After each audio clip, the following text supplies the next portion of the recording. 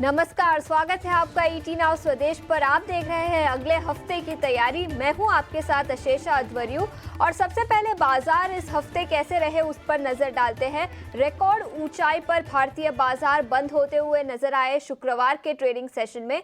In fact अच्छा हफ्ता रहा, काफ़ी इंपॉर्टेंट वीक था भारतीय बाजारों के लिए। इस हफ्ते यूनियन बजट भी था, कुछ इंपॉर्टेंट चेंजेस आए मार्केट के related. Long term short term capital gains पर टैक्सेस बढ़ाए गए, इसी के साथ एसटीटी भी बढ़ाया गया, जिसके चलते मार्केट्स पर थोड़ा सा दबाव दिखा था बजट के दिन, लेकिन उसके बाद शानदार रिकवरी दिखी और पूरे हफ्ते के लिए रिकॉर्ड ऊंचाई पर हम शुक्रवार के ट्रेडिंग सेशन में बंद होते हुए नजर आए। सेक्टोरल इंडिसेस की बात करें तो निफ्टी 50 में करीब 1.5% की तेजी इस हफ्ते दिखी। बैंकिंग शेयरों में थोड़ी सी गिरावट थी, कुछ रेगुलेटरी चेंजेस आए, रिजर्व बैंक ऑफ इंडिया से लिक्विडिटी नॉर्म्स आए, जिसके चलते निफ्टी बैंक इंडेक्स में थोड़ी सी गिरावट इस हफ्ते दिखी। इनफैक्ट एक्सिस बैंक के नतीजे भी काफ़ी कमज़ोर थे और एक्सिस बैंक टॉप लूजर भी था निफ्टी बैंकिंग इंडेक्स का, और उसी के चलते कुछ कमजोरी बैंकिंग शेयरों में दिखी। लेकिन इसके अलावा सेक्टोरल मूवर्स की बात करें तो फार्मा इंडेक्स में काफ़ी तेज़ी थी, करीब 6% की तेज़ी के साथ निफ्टी फार्मा इंडेक्स बंद होता हुआ नजर आया। इसके बाद निफ्टी ऑटो और निफ्टी एनर्जी में भी काफ़ी एक्शन दिखा। निफ्टी ऑटो इंडेक्स भी करीब 6% की तेज़ी के साथ बंद होता हुआ नजर आया। टाटा मोटर्स और Tata Motors EVR top gainers थे निफ्टी ऑटो इंडेक्स से। इसके अलावा लूजिंग साइड की बात करें तो यहाँ पर रियल्टी शेयरों में काफ़ी गिरावट दिखी, करीब 2% की गिरावट इस हफ्ते।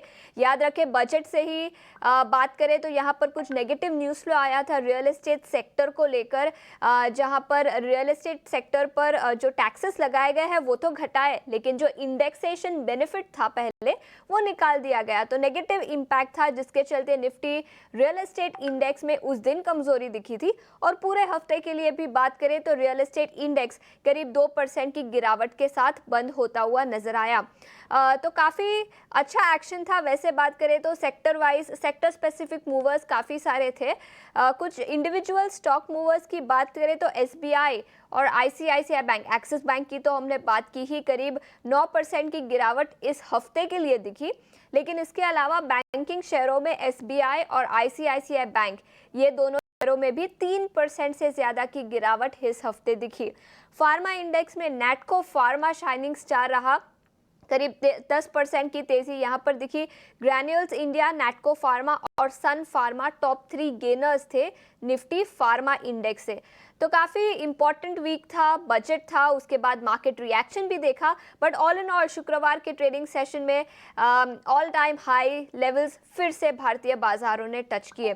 ये तो हुई बाजार इस हफ्ते की बातें, लेकिन इस बीच हमारे साथ गेस्ट को भी जोड़ लेते हैं शो पर, सनी अग्रवाल, जो हमें टेक्निक फंडामेंटल्स पर गाइड करेंगे। इसी के साथ साथ रेलिगेयर ब्रोकिंग के रवि सिंह भी हमारे साथ जुड़ चुके हैं। बहुत बहुत शुक्रिया अपना समय निकालकर ईटी नाउ स्वदेश पर जुड़ने के लिए। सनी, सबसे पहले मैं आपके पास आना चाहूँगी। बाजारों की बात करें तो ब्रोकरेज हाउसेस का ऐसा मानना था कि शायद बजट के बाद थोड़ा सा कंसोलिडेशन दिख सकता है। ऑलरेडी इस साल ईयर टू डेट बेसिस पर देखें तो बाजार ने अच्छा खासा प्रदर्शन किया है और सभी का ऐसा मानना था कि थोड़ा सा कंसोलिडेशन बाजार में दिखाई दे सकता है, लेकिन उसके बावजूद शुक्रवार को फिर से all time high levels touch किए। अब आपकी बाजार पर क्या राय बनती है? क्या आपका मानना है कि इस साल के लिए शायद अब भारतीय बाजार में ज्यादा गेन्स नहीं दिखेंगे? Yeah, good afternoon and thanks for having me on the show. Yes, definitely मुझे लगता है कि बाजार में बजट के आने के बाद कहीं ना कहीं एक वोलेटिलिटी काफी बढ़ी है। बट एक जो सेवियर था वो ये था कि जब भी मार्केट ने डिप हमने देखा कि 24,200 के आसपास निफ्टी जब जाती थी, उसके बाद हमने एक स्ट्रॉन्ग डोमेस्टिक इंस्टीट्यूशनल इन्वेस्टर के और से बाइंग आते हुए देखी। इनफैक्ट पिछले 3 दिनों से जो आंकड़े हैं डीआईआई के पॉजिटिव आ रहे हैं 2-2.5 हजार करोड़ के आसपास। तो मुझे लगता है कि मार्केट ने जो बजट रिलेटेड जो भी निगेटिव सरप्राइजेस जो है उसे डाइजेस्ट कर लिया है। At the same time what we are seeing market में कहीं ना कहीं एक सेक्टोरल रोटेशन और स्टॉक स्पेसिफिक एक्शन डेफिनेटली बना हुआ है। अगर मैं निफ्टी को नजरअंदाज कर देता हूँ तो जैसे रिजल्ट स्पेसिफिक एक्शन अगर हम देखें, जहाँ निगेटिव रिजल्ट आए, बिलो एक्सपेक्टेशन नंबर आए, जैसे एक्सिस बैंक, टेक महिंद्रा, और एट द सेम टाइम जहाँ नंबर काफी अच्छे आए, जैसे Indian Hotel, Ashok Leyland, United Spirits, इसमें कहीं ना कहीं एक पॉजिटिव रिएक्शन हमने देखी। इनफैक्ट आज का भी जो बाजार का जो टेक्सचर है, मुझे लगता है कि मोर ऑफ अ डिफेंसिव के, और हमने देखा है कि आज बाइंग जो थी pharma, IT were leading the pack in fact today. तो मुझे लगता है कि ultimately stock specific action market में जारी रहेगा। निफ्टी जो है ठीक है, I mean it's a composition of 50 stock that will keep on moving up and down. But hence forth अगर मुझे 3 से 6 महीने का नजरिया लेना है मार्केट में, तो मुझे लगता है कि stock specific, sector specific view लेकर के काम करना चाहिए। बिल्कुल, तो स्टॉक स्पेसिफिक और सेक्टर स्पेसिफिक नज़रिया आपको रखना चाहिए भारतीय बाजारों पर। ये तो हुई फंडामेंटल पर राय। एक राय टेक्निकल्स पर, निफ्टी बैंक इंडेक्स पर ले लेते हैं। पूरे हफ्ते के लिए भी गिरावट के साथ निफ्टी बैंक बंद होता हुआ नजर आया। रवि, आपसे पूछना चाहूंगी, क्या अब ये ट्रेंड अगले हफ्ते रिवर्स होता हुआ नजर आ सकता है? देखिए शीशा, निफ्टी में तो आपने रैली देख ली, लेकिन बैंक निफ्टी का डिसअपॉइंटमेंट अभी खत्म नहीं हुआ, और डिसअपॉइंटमेंट आ रहा है मेजरली अगर देखें तो एचडीएफसी, एक्सिस बैंक और कोटक से। मुझे ऐसा लगता है कि थोड़ा सा डिसअपॉइंटमेंट जो है वो अगले हफ्ते तक कम होता हुआ नजर आएगा। जिस हिसाब से इतनी बड़ी गिरावट दिखी है, ज्यादातर स्टॉक्स अब बॉटम आउट हुए हैं, तो मुझे लगता है कि नेक्स्ट वीक में थोड़ा सा बाइंग यहाँ पर आपको देखने को मिल सकती है। फिलहाल अभी अगर लेवल्स को यहाँ पर वॉच करते हैं तो मुझे लगता है कि 50,800 का डिप देखने के बाद मार्केट जो है वो अग्रेसिव बाई की तरफ मूव करेगा। और जहां तक अपसाइड टारगेट देखते हैं तो अगला जो वीक होगा उस पूरे हफ्ते में हम 52,500 तक के लेवल भी देखेंगे, और उतनी तेजी यहां पर बनती हुई नजर आएगी। तो फिलहाल आपने बिल्कुल सही कहा, यहां पर थोड़ा सा पॉजिटिव सेंटिमेंट रहेगा, निगेटिविटी ओवर होती हुई नजर आएगी। और जो आज आपने जो तेजी देखी उसके पीछे की बहुत बड़ी वजह यह भी रही है कि जिस हिसाब से एक्सपायरी का एक पॉइंट था जिसको लेकर के थोड़ा सा कंसोलिडेशन देखने को मिल रहा था, और उसके बाद जो क्लियर इंडिकेशन खासतौर से आफ्टर वीकली एक्सपायरी यहां पर निफ्टी में एक अच्छे खासे जो रनअप देखने को मिले, जिस हिसाब से कॉल पुट की वैल्यूज बनती हुई नजर आई, वो यहां पर बहुत ज्यादा अग्रेसिव थी, और वो 25,000 के आंकड़े को छूती हुई नजर आ सकती। तो मुझे लगता है शीशा की बैंक निफ्टी में अब अगर आप बेयरिश होते हैं तो आप रिस्क की तरफ जा रहे हैं, लेकिन अगर बुलिश होते हैं तो रिस्क आपका छोटा होगा लेकिन रिवॉर्ड बड़ा होगा। बिल्कुल, तो ये नज़रिया बैंकिंग इंडेक्स पर। इसके अलावा निफ्टी रियल एस्टेट इंडेक्स पर भी नज़र डालते हैं। मैंने पहले भी बताया, वित्त मंत्री ने कुछ चेंजेस किए, कुछ बदलाव किए टैक्सेशन को लेकर, जहां पर रेट तो घटाया गया लेकिन इंडेक्सेशन बेनिफिट भी निकाल दिया गया। और मार्केट महारथी का ऐसा मानना है कि शायद रियल एस्टेट इंडेक्स जितना पहले अट्रैक्टिव था वो अब नहीं रहेगा।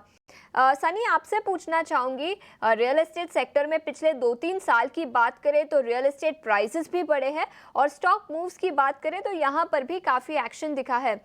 लेकिन आपका क्या नज़रिया रहेगा, क्या रियल एस्टेट इंडेक्स में जो अपसाइकिल शुरू हुई है पिछले कुछ सालों में, क्या ये कंटिन्यू हो सकती है?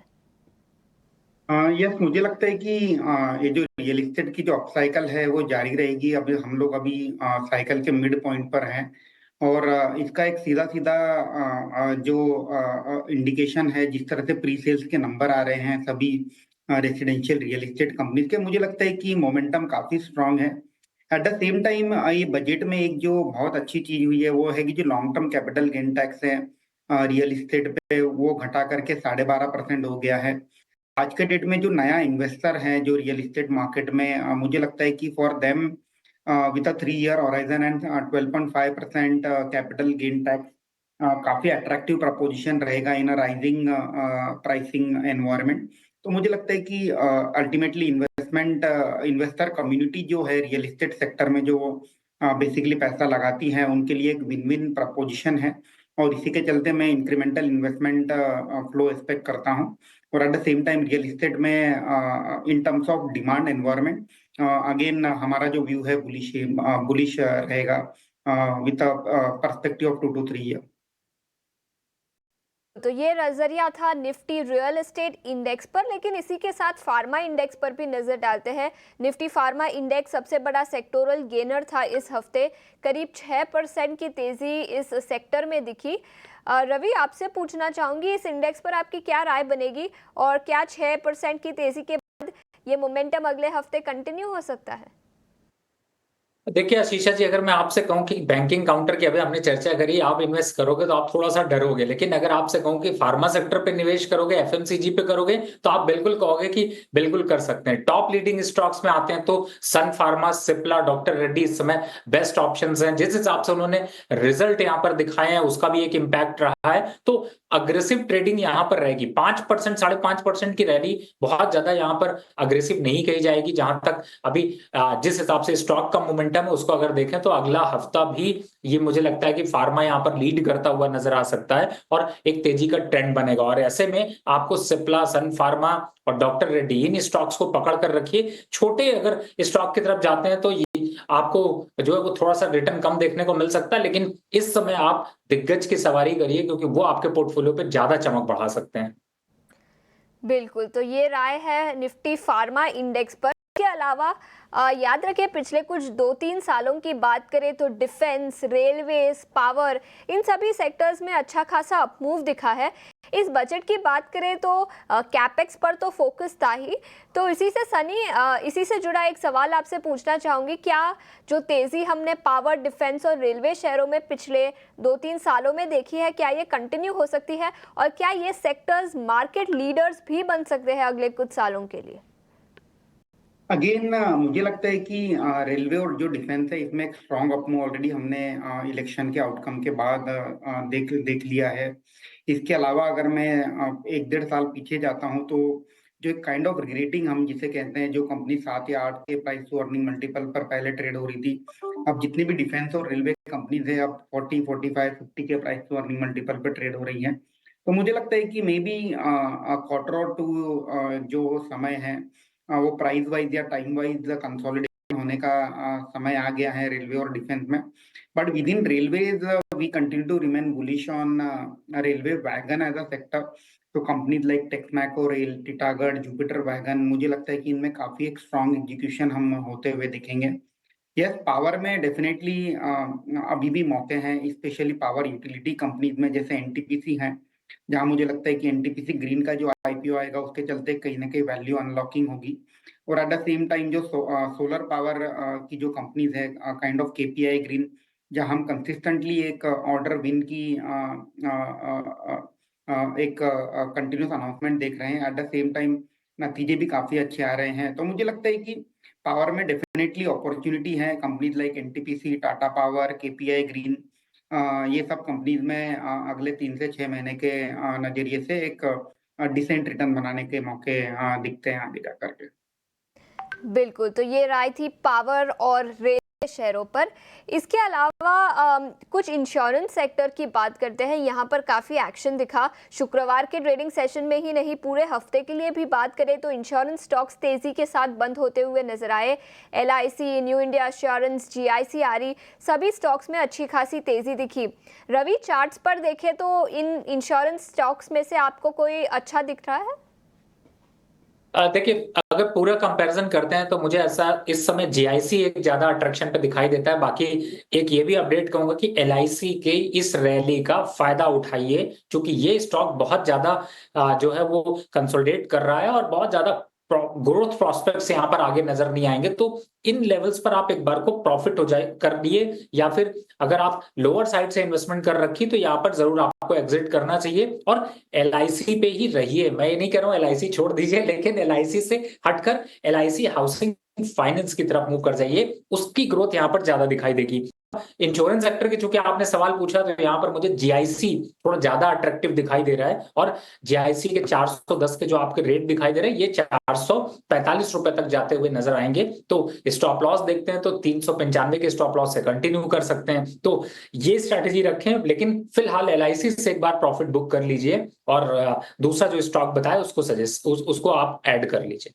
बिल्कुल, तो एलआईसी से आपको अपने प्रॉफिट्स बुक करने की सलाह, ये राय थी इंश्योरेंस सेक्टर पर।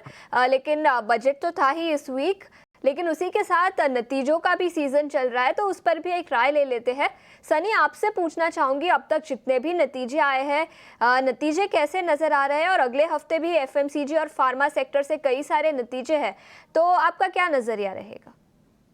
आई थिंक नतीजे जो हैं कहीं ना कहीं मिक्स बैक रहे हैं। In fact most of the companies में हम थोड़ी सी डिसअपॉइंटमेंट देख रहे हैं, स्पेशली बैंकिंग सेक्टर में, जहां हम देख रहे हैं कि कई दिग्गज बैंकों के जैसे एक्सिस बैंक में कहीं ना कहीं एसेट क्वालिटी का डिटोरिएशन होते हुए देखा हमने। Eight the same time regulatory tightening के चलते मुझे लगता है कि जो क्रेडिट ग्रोथ की जो गाइडेंस है उसमें कहीं ना कहीं अब आगे जाके डाउनग्रेड होना स्टार्ट होगा। तो मुझे लगता है कि बैंक्स के जो नतीजे रहे हैं थोड़े ऑन अ वीकर फुटिंग रहे हैं। But at the same time there are some outlier banks like Karur Vysya Bank, Federal Bank, जहाँ रिलेटिवली बेटर नंबर आते हुए देखे हमने। आईटी सेक्टर में भी हमने मिक्स बैक नतीजे देखे। टीसीएस, इन्फोसिस के जो नतीजे थे अबव एक्सपेक्टेशन थे स्ट्रीट के। हालांकि companies like Wipro and Tech Mahindra, वहां हमने कहीं ना कहीं एक निराशा जनक नतीजे आते हुए देखे। इसके अलावा अगर मैं बात करता हूँ एफएमसीजी के, तो वहां भी मुझे लगता है कि वॉल्यूम ग्रोथ फ्रंट पर कहीं ना कहीं एक डिसअपॉइंटमेंट दिखी एचयूएल और नेस्ले के नतीजों में। फार्मा, यस, फार्मा मुझे लगता है कि कहीं ना कहीं एक इनलाइन या बेटर देन एक्सपेक्टेशन नतीजे कुछ कंपनियों के आए, और अगले हफ्ता जब बाकी कंपनीज के नतीजे आएंगे मुझे लगता है कि स्ट्रीट अकॉर्डिंगली बाकी कंपनीज पर भी अपना व्यू बनाएगा। तो एक काइंड ऑफ मिक्स बैग रहा है, not a very exciting quarter in terms of results. But इसका एक कारण ये भी रहा था कि इलेक्शन वाला क्वार्टर था, हीट वेव काफी ज्यादा थी। तो जब हम आगे जाके जब फेस्टिवल सीजन किक ऑफ होगा नेक्स्ट मंथ से, मे बी सितंबर क्वार्टर और दिसंबर जो क्वार्टर रहेंगे on a sequential basis June quarter से बेहतर नंबर दिखाने की उम्मीद करते हुए स्ट्रीट उम्मीद करेगा। ओवरऑल अगर मैं FY25 की बात करूं तो निफ्टी जो है, निफ्टी की जो ईपीएस है 11 से 12% से ग्रो करके 1100 रुपए का ईपीएस निफ्टी 50 का जो नंबर है ईपीएस वो आएगा। लेट्स सी, जब ये रिजल्ट क्वार्टर खत्म हो जाएगा तब पता चलेगा कि कितने कंपनीज में अपग्रेड और डाउनग्रेड किए गए हैं एक्सपेक्टेशन में FY25 के ईपीएस में। पहली तिमाही के अब तक जो नतीजे आए वो काफ़ी मिले जुले रहे, लेकिन आपका मानना है कि दूसरी और तीसरी तिमाही में सीक्वेंशियल बेसिस पर नतीजे काफ़ी अच्छे रह सकते हैं। आगे बढ़ते हैं, हमारे अगले सेगमेंट पर फोकस करते हैं वीआईपी शेयर।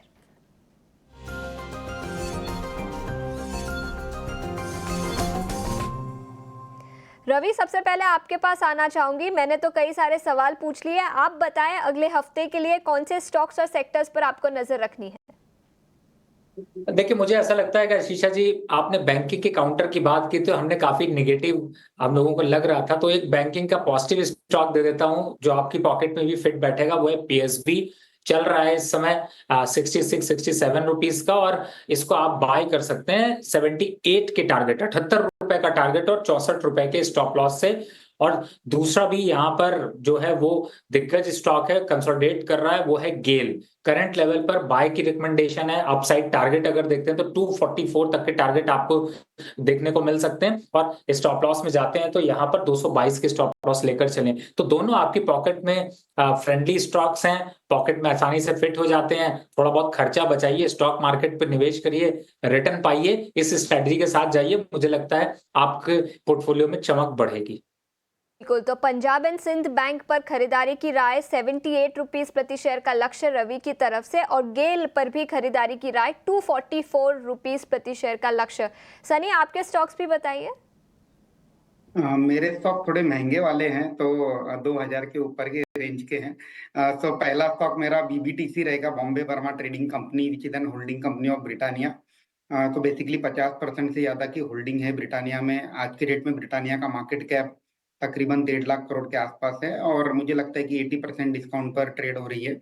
तो एक वैल्यू इन्वेस्टमेंट पिक के लिहाज से परफेक्ट फिट होता है। 2600 के प्राइस टारगेट से लेना चाहिए medium to long term investment horizon से। और दूसरा मेरा रहेगा हमारा Raja battery, again play on one of the market leader in lead acid battery. और रिसेंटली इन्होंने जो लिथियम आयन बैटरी के लिए एक नया प्लांट लगाया है, एक टेक्नोलॉजी टाइप किया है। इसके चलते मुझे लगता है कि काइंड ऑफ प्रॉक्सी प्ले है in a growth on two wheeler, passenger vehicle and telecom sector. तो मीडियम टू लॉन्ग टर्म के लिहाज से 1800 के प्राइस टारगेट से पोर्टफोलियो में ऐड करना चाहिए। तो बॉम्बे बर्मा और अमारा राजा पर खरीदारी की राय। बहुत बहुत शुक्रिया सनी, और आपका शुक्रिया अदा करेंगे हमारे साथ इस शो पर जुड़ने के लिए, और रवि सिंह का भी। लेकिन जाते जाते हम आपको बताएंगे कौन से इवेंट्स पर अगले हफ्ते आपको नजर रखनी चाहिए। आइए सुनाते हैं। लेते हैं कल के लिए और आने वाले हफ्ते के लिए कौन से इम्पोर्टेंट इवेंट्स हैं। सबसे पहले बात कल की करते हैं और पहली तिमाही के नतीजे जारी करने वाली कंपनियों में शामिल है ICICI bank, doctor Reddy's, NTPC, MCX और आईडीएफसी फर्स्ट बैंक और आरईसी। ये अपने Q1 के नतीजे कल जारी करेगी। साथ अब देख लेते हैं 29 जुलाई को कौन से इम्पोर्टेंट इवेंट्स हैं। ACC, Apollo pipes, Bharat electronics और कंसाई नेरोलेक अपने Q1 के नतीजे जारी करेगी। देख लेते हैं 30 जुलाई के इम्पोर्टेंट इवेंट्स। तो एकम्स ड्रग्स एंड फार्मास्यूटिकल का आईपीओ सब्सक्रिप्शन के लिए खुलने जा रहा है। वरुण बेवरेजेस में कंपनी शेयर विभाजन को लेकर विचार कर सकती है। इसी के साथ लॉयड इंजीनियरिंग की बात करें तो इसमें प्रेफरेंशियल इशू जारी करने पर कंपनी विचार करेगी। स्पंदना स्फूर्ति में बात करें तो फंड जुटाने को लेकर इस पर विचार करने वाली ये कंपनी। और Tata Consumer, Star Health, Castrol India, IOC और कार्बोरेंडम यूनिवर्सल अपने Q1 के नतीजे जारी करेगी। देख लेते हैं 31 जुलाई को कौन से निफ्टी कंपनीज अपने पहली तिमाही के नतीजे जारी करने जा रही है, जिसमें नाम शामिल है मारुति सुजुकी, एमएनएम, कोल इंडिया और टाटा स्टील अपने पहली तिमाही के नतीजे जारी करेगी। 1 अगस्त के इंपॉर्टेंट इवेंट्स की बात करें तो अमेरिका के बेरोजगारी के दावे के आंकड़े आएंगे और इसी के साथ भारत में निफ्टी की एक्सपायरी होगी। भारत में मैन्युफैक्चरिंग पीएमआई के आंकड़े 1 अगस्त को आने वाले हैं। पेज इंडस्ट्रीज की एजीएम होगी और एकम्स ड्रग्स एंड फार्मास्यूटिकल का आईपीओ सब्सक्रिप्शन के लिए बंद होगा। देख लेते हैं कि कौन सी कंपनीज अपने पहली तिमाही के नतीजे जारी करेगी। टाटा मोटर्स, सन फार्मा, आईटीसी और अदानी पोर्ट्स एंड एसईजेड अपने Q1 के नतीजे जारी करेगी। 2 अगस्त को आने वाले नतीजों की बात करें तो Titan, CAMS, MedPlus health services, India pesticides अपने Q1 के नतीजे 2 अगस्त को जारी करने जा रही है। बिल्कुल, कई सारे नतीजे और कई सारे दूसरे भी इवेंट्स होंगे जिस पर हम नजर रखेंगे। तृप्ति, बहुत बहुत शुक्रिया पूरी डिटेल्स लेकर हमारे साथ जुड़ने के लिए। लेकिन इतना ही समय था हमारे पास इस शो पर। बने रहिए ET नाउ स्वदेश के साथ। नमस्कार।